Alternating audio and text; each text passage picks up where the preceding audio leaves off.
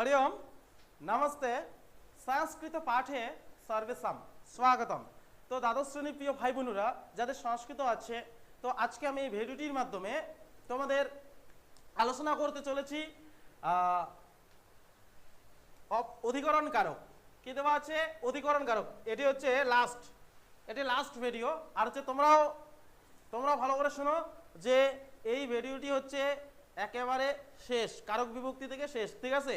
আর যেগুলো আমি দিয়েছিলাম এক্সাম্পল বা যেগুলো উদাহরণ দেওয়া আছে সেগুলোর থেকে পরীক্ষায় তোমরা পেয়ে যাবে, ঠিক আছে? বুঝতে পারছো?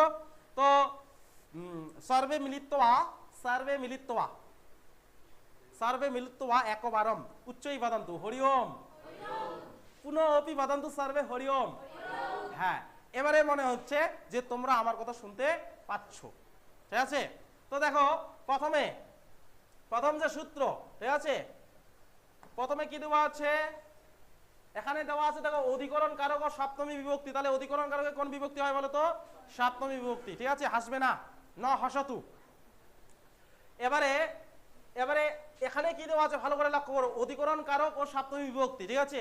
এখানে দেওয়া আছে ক্রিয়ার আধারকে অধিকরণ কারক বলা হয়। কি বলা হয়? ক্রিয়ার আধারকে অধিকরণ কারক বলা হয়। আধার বলতে কি বোঝানো হচ্ছে? থাকার যে একটা জায়গা, স্থান, ঠিক আছে? থাকার যে একটা জায়গা বা স্থান বা স্থানকাল পাত্র, ঠিক আছে? এগুলো হচ্ছে আধার, যেখানে থাকছে, ঠিক আছে? সেই জায়গাটাকে আধার বলা হচ্ছে। এই আধারে কি হয় বলো তো? অধিকরণ কারক হয়। আর অধিকরণ কারক হলে কোন বিভক্তি হয়? সপ্তমী বিভক্তি হয়। আমরা একটি উদাহরণের মাধ্যমে, ঠিক আছে? একটি উদাহরণের মাধ্যমে সহজভাবে বুঝিয়ে নিব। দেখো ব্যাঘ্রহ বনে বসতি। এবারে এটার বাংলাটা কি বলতো? যে বাঘটি বনে বাস করে। আচ্ছা, বাঘটি বনে যে বাস করছে এটার আধার কি? বাঘটির আধার কি? আধার বলতে কি? আধার বলতে একবারে সহজ ভাষায় জায়গা বা স্থান। তাহলে এখানে আধার কোনটা হচ্ছে? বন। তাহলে দেখো এই যে বনের নিচে দাগ দেওয়া আছে না, এই বন হচ্ছে, এইখানেও ভালো করে দেওয়া আছে দেখো, এই বাক্যে বাস করার যে আধার, এই বাক্যটিতে বাস করার যে আধার বা স্থান, ঠিক আছে? সেটি হচ্ছে কি? বন। তাই বনে পদে কি হয়েছে? অধিকরণ কারক হয়েছে। তাই বনে পদে কোন কারক হয়েছে? অধিকরণ কারক হয়েছে। বোঝা গেছে? ঠিক আছে? আর অধিকরণ কারক কোন বিভক্তি হয় বলো তো? সপ্তমী বিভক্তি হয়। এবারে দেখো আর একটু তোমাদের জানতে হবে গুরুত্বপূর্ণ কথা বা গুরুত্বপূর্ণ, গালে হাত দিয়ে শুনবে না কেউ। এখানে দেখো নিচে কি দেওয়া আছে? শরীরের কোনো অঙ্গকে আলাদাভাবে গ্রহণ করা বোঝালে বা গ্রহণ করা হলে, শরীরের কোনো অঙ্গকে, আমাদের যে দেহ, আমাদের যে শরীর, ঠিক আছে? এটাকে কি করা? এখানে দেখো শরীরের কোনো অঙ্গকে আলাদাভাবে গ্রহণ করা হলে তা হচ্ছে অবচ্ছেদ বলে। তাকে কি বলে? অবচ্ছেদ বলে। শরীরের যে কোনো অঙ্গকে আলাদাভাবে গ্রহণ করা বোঝাইলে সেটাকে কি বলা হয়? অবচ্ছেদ বলা হয়, ঠিক আছে? কারোর মুখে যেন আমি না শুনি যে অবচ্ছেদ কি দাদা, কারণ এখানে দেওয়াই আছে, স্পষ্ট দেওয়া আছে দেখো, ঠিক আছে? শরীরে কোনো অঙ্গকে আলাদাভাবে গ্রহণ করা বোঝালে তাকে কি বলে? অবচ্ছেদ। আর এই অবচ্ছেদ এক ধরনের কি? আধার। তাহলে অবচ্ছেদও কি? এক ধরনের আধার।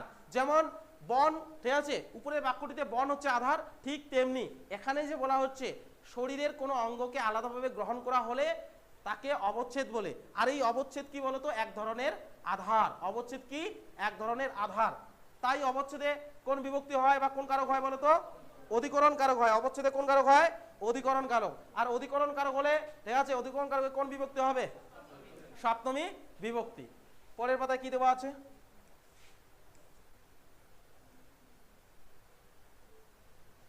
এবারে দেওয়া আছে দেখো, এখানে একটি সূত্র আছে, সূত্রের নাম হচ্ছে ইয়স্য চ ভাবেন ভাব লক্ষণম।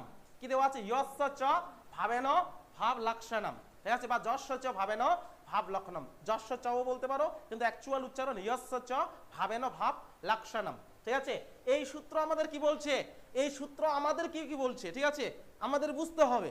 এই সূত্র আমাদেরকে বলছে যার ভাব, এই ভাব আবার ওই ভাব দেখানো ভাব নয়। তারপরে কি দেওয়া আছে? যার ভাব, অর্থাৎ কি দেওয়া আছে? ক্রিয়ার কাল দ্বারা অপর একটি ক্রিয়ার কাল নিরূপিত হয়। মানে দুটি ক্রিয়া থাকবে। কয়টি ক্রিয়া থাকবে? দুটি ক্রিয়া, ঠিক আছে? হরি ওম। কয়টি ক্রিয়া থাকবে? দুটি ক্রিয়া। কিন্তু একটি ক্রিয়া আরেকটি ক্রিয়ার উপর কি করবে? নির্ভরশীল হবে। কি বললাম? খালি নির্ভরশীল হবে বলছি? হ্যাঁ, দুটি ক্রিয়া থাকবে, একটি ক্রিয়া আরেকটি ক্রিয়ার উপর কি হবে? নির্ভরশীল হবে। সেই জন্য বলছে যার ভাব, অর্থাৎ ইয়স্য চ ভাবেন ভাব লক্ষণম, এই সূত্র আমাদেরকে বলছে যার ভাব অর্থাৎ ক্রিয়ার কাল দ্বারা অপর একটি ক্রিয়ার কাল নিরূপিত হয়, মানে দুটি ক্রিয়া থাকবে, একটি ক্রিয়ার দ্বারা আরেকটি ক্রিয়া নির্ভরশীল হবে, তখন তাকে, ঠিক আছে, তখন সেই কর্তা বা কর্মে সপ্তমী বিভক্তি হয়। কোন বিভক্তি হয়? সপ্তমী বিভক্তি। একে ভাবে সপ্তমীও বলা হয়। একে কি বলা হয়?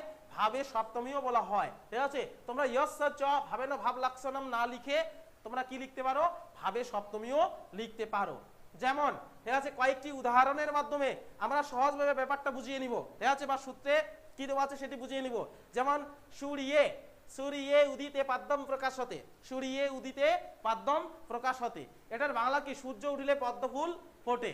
এই যে উদিতে, ঠিক আছে, এই উদিতে একটি ক্রিয়াপদ, উদিতে কি একটি ক্রিয়াপদ, সূর্যে উদিতে বা সূর্যে উদিতে মানে সূর্য উঠলে বোঝাচ্ছে, ঠিক আছে। এই তাহলে হচ্ছে উদিতের কি বলতো? একটি ক্রিয়াপদ। আর প্রকাশ হতেটা কি? একটি ক্রিয়াপদ। তাহলে এখানে দুটি ক্রিয়া আছে। কটি ক্রিয়া আছে? দুটি ক্রিয়া। একটি ক্রিয়া কি হচ্ছে? আরেকটি ক্রিয়ার উপরে নির্ভরশীল হচ্ছে, তাই না? কারণ সূর্য উঠলে কি ফুটে? পদ্মফুল ফুটে।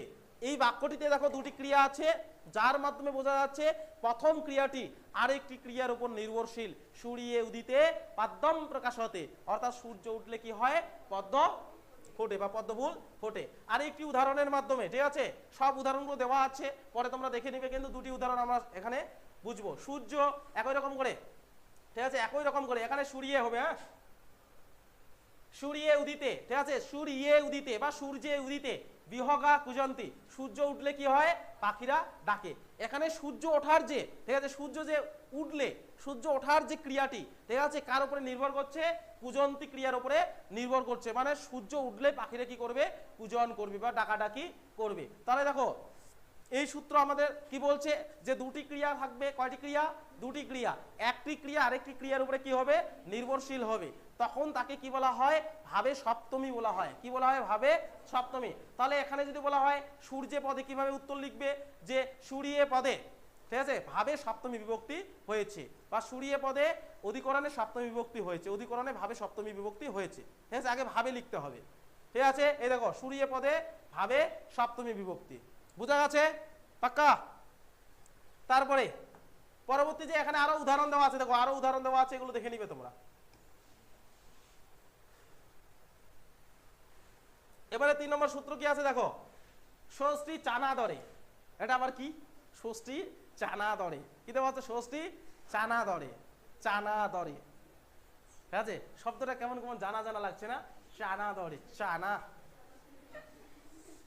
এবারে দেখো এখানে ষষ্ঠী চানা দরে, ঠিক আছে, এখানে এই সূত্র আমাদের বলতে, শোনো, হরিওম পশ্যন্তু সর্বে ডিজিটাল বোর্ড অহম কিম বদামি এত শুনবন্তু নচেত অহম দণ্ডায়ামি দণ্ডেন দণ্ডায়ামি যদি অহম তত্র আগত আন তর্হি দণ্ডেন দণ্ডায়ামি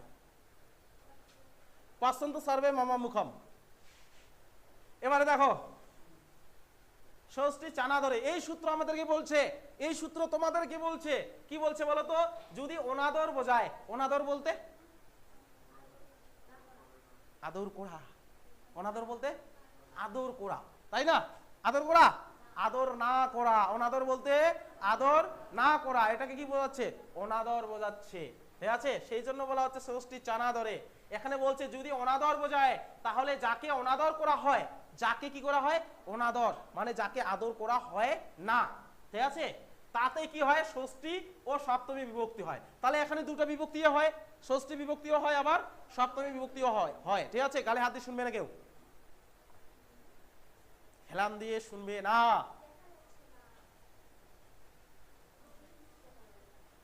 এবারে দেখো তাহলে এই সূত্র আমাদের কি বলছে?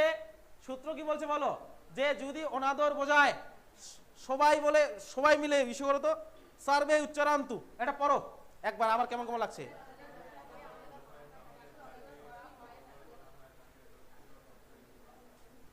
বুঝে মন্ত্রের মতো লাগলো। ষষ্ঠী চানা ধরে এই সূত্র আমাদেরকে বলছে যে যদি অনাদর বোঝায়, যদি কি বোঝায়? অনাদর, মানে আদর না করা বোঝায়, যাকে আদর করা হবে না বা যাকে অনাদর করা হয়, তাতে কি হয়? ষষ্ঠী বিভক্তিও হয়, আবার সপ্তমী বিভক্তিও হয়। কয়েকটি উদাহরণের মাধ্যমে আমরা সহজভাবে বুঝে নিব, ঠিক আছে। কি দেওয়া আছে? রুদতঃ পুত্রস্য মাতা জগামহ, রুদতঃ পুত্রস্য মাতা জগামহ, ঠিক আছে, এটার বাংলা কি? পুত্র কাঁদতে থাকলেও মাতা চলছেন বা চলে যাচ্ছেন, ঠিক আছে, পুত্র কাঁদতে থাকলেও মাতা চলে যাচ্ছেন। এখানে কাকে অনাদর বোঝাচ্ছে? বুঝে বলো। হ্যাঁ, পুত্রকে, তাই না?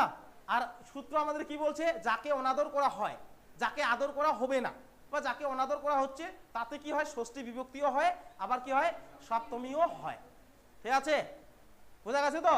তাহলে এই যে পুত্রস্য যে আছে, এটা হচ্ছে নর শব্দের মতো, পুত্রস্য হচ্ছে নর শব্দের মতো, ঠিক আছে, নরস্য পুত্রস্য, এটা কোন বিভক্তিতে আছে কে বলতে পারবে? কারণ আমরা অনুবাদেও অনেকবার বলেছিলাম, অনেকবার পড়েছিলাম, এটা কে বলতে পারবে? পাক্কা? দেখো এই যে পুত্র, ঠিক আছে, এই পুত্রকে অনাদর করা হচ্ছে বলে সূত্র আমাদের যেহেতু বলেছে যাকে অনাদর করা হয় তাতে কি হয়? ষষ্ঠী বিভক্তি আর সপ্তমী বিভক্তিও হয়, একে অনাদরে ষষ্ঠী বা সপ্তমী বলা হয়। তো এখানে দেখো রুদত পুত্রস্য মাতা যুগাম, পুত্র কাঁদতে থাকলেও মাতা চলে যাচ্ছেন, তারপরে মা হচ্ছে কাকে অনাদর করছে? পুত্রকে, পুত্রের প্রতি কোনো মায়া মমতা নেই। এই উদাহরণ থেকে আমরা বুঝতে পারছি। একই রকম করে রুদতি পুত্রে মাতা যুগাম, পুত্র কাঁদতে থাকলেও মাতা চলে গেল বা চলে গেছেন, ঠিক আছে, একই রকম করে এখানে কাকে অনাদর করা হলো? পুত্রকে, কিন্তু এখানে বিভক্তিটা আলাদা আছে। কি বিভক্তি দেওয়া আছে? আলাদা, ঠিক আছে। দন্ত সয়জফলা থাকলে কি হচ্ছে? ওটা ষষ্ঠী, নর শব্দের মতো, ঠিক আছে, পুংলিঙ্গ নর শব্দের মতো, ঠিক আছে। আর হচ্ছে এখানে পুত্রে আছে, পুত্র বলতে ওই একই রকম করে নর শব্দের মতো, নরে আছে দেওয়া, তাহলে সপ্তমী বিভক্তি হচ্ছে, ঠিক আছে। একই রকম করে এখানেও দেওয়া আছে রুদতঃ পিতু পুত্র প্রাব্রাজিত, পিতা কান্না করলেও পুত্র চলে যাচ্ছে, ঠিক আছে। এখানে কার প্রতি অনাদর করা হচ্ছে বলো তো? হ্যাঁ, কার প্রতি? পাক্কা? এই যে পিতু, এটা হচ্ছে কি আছে? ষষ্ঠীতে আছে। কি আছে বলতো? ষষ্ঠীতে আছে। পিতু শব্দটি কিসে আছে? ষষ্ঠীতে আছে। পিতু, পিতু ভাত, এটা হচ্ছে ভাতৃ শব্দের মতো বা পিতৃ শব্দ থেকে এসেছে। তো যাই হোক, তাহলে বোঝা গেছে এই সূত্র ষষ্ঠী চানাদর কি বলছে, বোঝা গেছে, ঠিক আছে। ষষ্ঠী চানাদর সূত্র অনুযায়ী কোন কোন বিভক্তি হয় বলতো? ষষ্ঠী বিভক্তিও হয়, আবার সপ্তমীও হয়। এই সূত্র বলছে যাকে অনাদর করা হয়, যাকে কি করা হয়?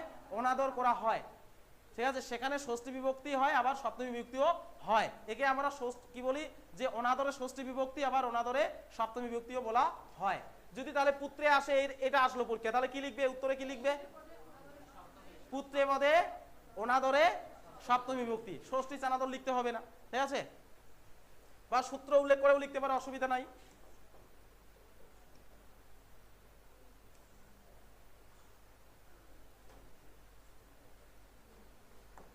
এবারে কি দেওয়া আছে দেখো, এবারে সূত্র দেওয়া আছে নিমিত্তাৎ কর্মযোগে, নিমিত্তাৎ কর্মযোগে, নিমিত্তাৎ কর্মযোগে বা নিমিত্তাৎ কর্মযোগে। এই সূত্র আমাদের কি বলছে?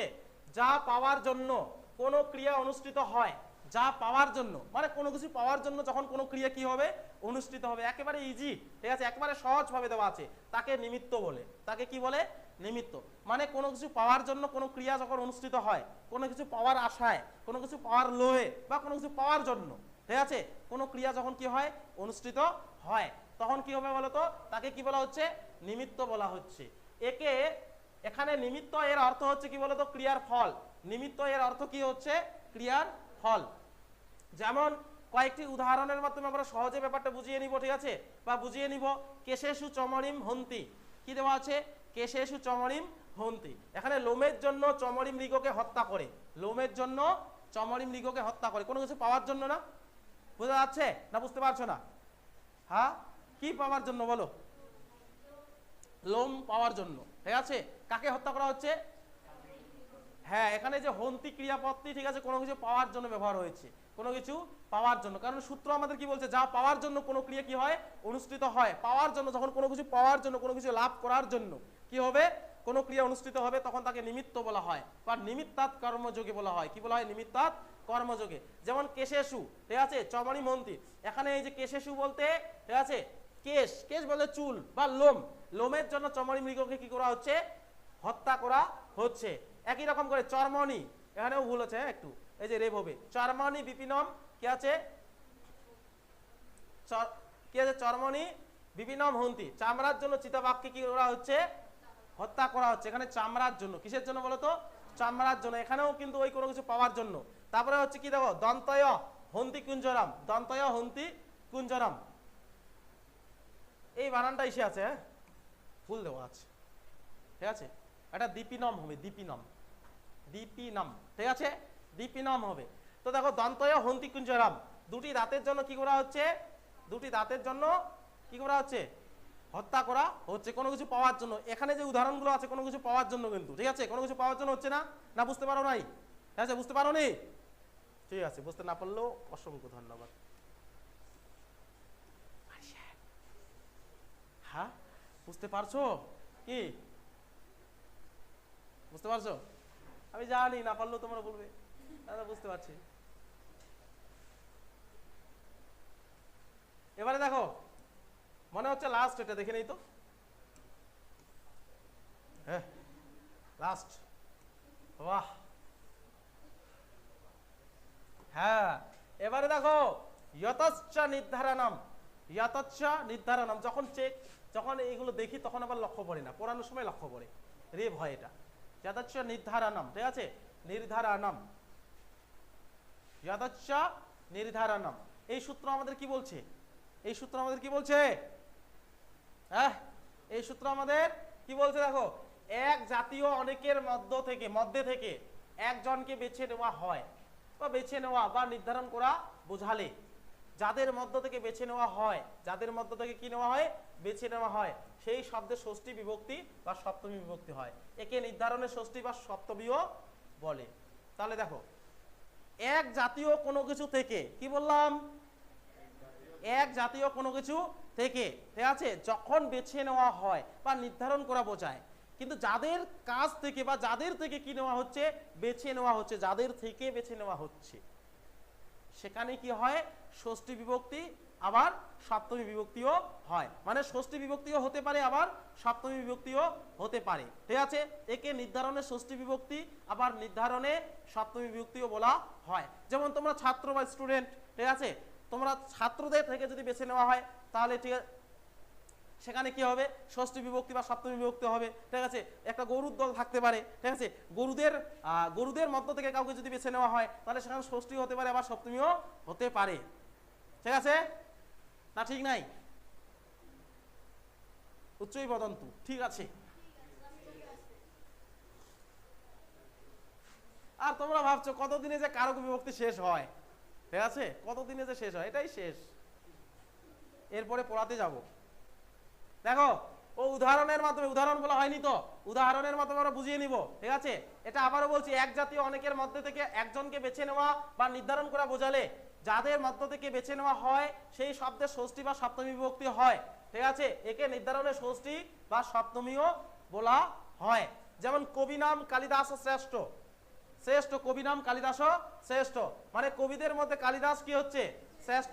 আচ্ছা কাদের কাছ থেকে বেছে নেওয়া হচ্ছে, কবিদের মধ্যে, কারণ বোঝা যাচ্ছে যে কবিদের কাছ থেকে কি নেওয়া হচ্ছে, বেছে নেওয়া হচ্ছে, সেই জন্য এই কবি যে আছে এই শব্দে কি হতে পারে, ষষ্ঠী বিভক্তি আবার সপ্তমীও হতে পারে। কিন্তু এখানে কি বিভক্তি দেওয়া আছে, সপ্তমী দেওয়া আছে, কি করে বুঝলা,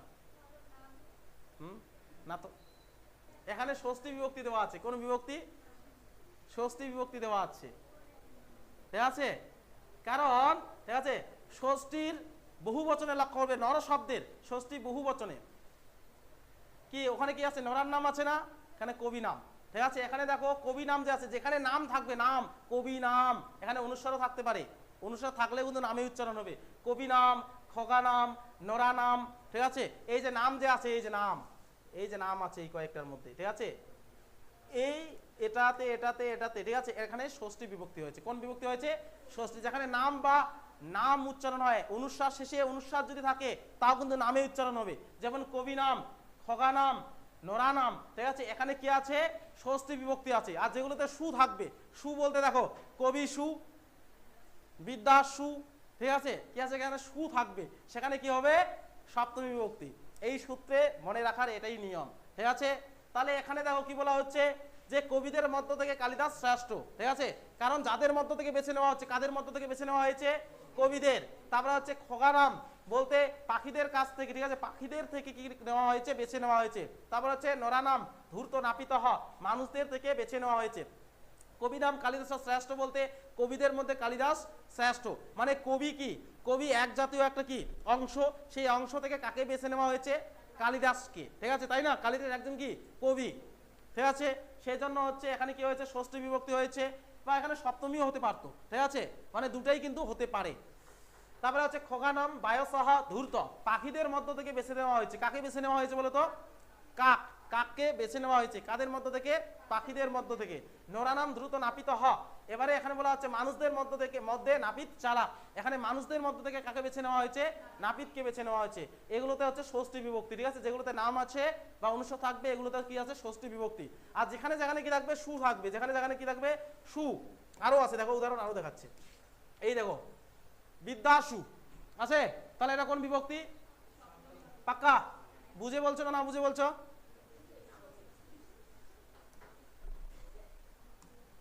এই যে সু, এবারে কি দেওয়া আছে? গো সু। কি দেওয়া আছে? গো সু। এখানে কি দেওয়া আছে? গ বাম উচ্চারণ হবে, গ বাম, ঠিক আছে, গ বাম। তাহলে এই দুটার মধ্যে কোনটা ষষ্ঠী বিভক্তি আর কোনটা সপ্তমী? এখানে সু আছে সপ্তমী, এখানে হচ্ছে কি আছে? অনুস্বার আছে বা ময় হাসানও থাকতে পারে। এখানে হচ্ছে কি? ষষ্ঠী বিভক্তি। এটা যদি আসে, ধরে নাও গবাম কৃষ্ণ বহুক্ষীরা, ঠিক আছে, কিভাবে লিখবে? গবাম কৃষ্ণ বহুক্ষীরা পরীক্ষায় আসছে, যাও কিভাবে লিখবা? উত্তর নির্ধারণে ষষ্ঠী বিভক্তি। যদি গোসু আসে সপ্তমী, তাই না? সেজন্য দুটাই করে দিয়েছে, ঠিক আছে। একই রকম করে কি আছে? মনুষ্যেষু, মনুষ্যেষু বা মনুষ্য নাম, ঠিক আছে, মনুষ্য নাম, মনুষ্যেষু যেখানে থাকবে ওখানে হচ্ছে কি? সপ্তমী। আর মনুষ্য নাম, ঠিক আছে, এটা হচ্ছে ষষ্ঠী। তারপরে পর্বতেষু আছে, সু আছে, ঠিক আছে, তারপরে পর্বতা নাম, ঠিক আছে, এগুলো হচ্ছে সব। আর এটা খুব গুরুত্বপূর্ণ কিন্তু আগে বলে দিচ্ছি, ঠিক আছে। আর যেগুলো দেখিয়ে দেওয়া আছে এগুলোর মধ্য থেকে আসতে পারে, ঠিক আছে। এখানে সেই জন্য বলা হচ্ছে সূত্রে, দেখো সূত্রে সেই জন্য বলা হয়েছে এক জাতীয় অনেকের মধ্য থেকে একজনকে বেছে নেওয়া বা নির্ধারণ করা হলে যার মধ্য থেকে বেছে নেওয়া হয় সেই শব্দে কি হয়? ষষ্ঠী বিভক্তি হতে পারে, আবার সপ্তমীও হতে পারে। একে কি বলা হয়? নির্ধারণের ষষ্ঠী বিভক্তি বলা হয়, আবার নির্ধারণের সপ্তমীও বলা হয়, ঠিক আছে। এই হচ্ছে তোমাদের কি? এই হচ্ছে তোমাদের আজকে অধিকরণ কারক যে করাইলাম, অধিকরণ কারকের পাঠ। বোঝা গেছে? পাক্কা না? বুঝতে পারোনি? ঠিক আছে। এখানে কবি নাম কালিদাস শ্রেষ্ঠ আসলে কবি নাম পদে নির্ধারণে ষষ্ঠী বিভক্তি লিখলেই হয়ে যাবে, ঠিক আছে। যদি আসে যে কবিসু, এবারে কবিসু আসলে কি? যে কবিসু পদে নির্ধারণে সপ্তমী বিভক্তি হয়ে গেল, ঠিক আছে। এবারে তাহলে ঠিক আছে, সর্বে মিলিত্বা একবারম বদন্তু, ঠিক আছে, বলো পুনঃ মিলনঃ, উচ্চৈ বদন্তু পুনঃ মিলনঃ। আর প্রিয় ভাই বোনেরা যারা আমাকে এই ভিডিওটির মাধ্যমে দেখলে তোমাদেরকেও বলছি পুনঃ মিলনঃ। আর আমার পড়া যদি ভালো লেগে থাকে তাহলে অবশ্যই কমেন্ট বক্সে হরিওম লিখে সেন্ড করবে, ঠিক আছে। দেখা হচ্ছে অন্য একটি ভিডিওতে, ততক্ষণ সবাই ভালো থেকো, সুস্থ থেকো, ধন্যবাদ।